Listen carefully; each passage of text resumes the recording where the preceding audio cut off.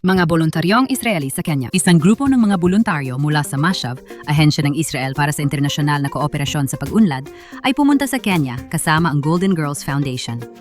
6 na linggong nanatili ang delegasyon ng Israel para palakasin ang edukasyon at suportahan ang komunidad ng Masogo. Ibinahagi nila ang propesyonal na kaalaman, nagbigay ng pinansyal na suporta sa edukasyon ng mga babae at tumulong sa palakasan ng paaralan. Habang naroon, nagbahagi ang mga voluntaryong Israeli ng kaalaman sa pagtuturo, inayos ang mga espasyo sa pagkatuto para sa maliliit na bata, at nagsagawa ng malikhaing aktibidad tulad ng paggawa ng hala at pag-aaral ng sayaw. Nagtayo ang mga voluntaryo ng bagong aklatan at pinahusay ang kakayahan ng mga lokal sa computer at administrasyon na nagpapakita ng malalim na ugnayan at epekto ng Israel sa Kenya. Nagdaw si Gideon Bahar, embahador ng Israel, ng espesyal na hapunan para sa Messianic Jewish Community ng Kenya na binigyang diin ang mayamang relihiyosang pagkakaiba-iba ng Kenya sa isang gabing nakatuon sa pagkakaibigan at dialogo.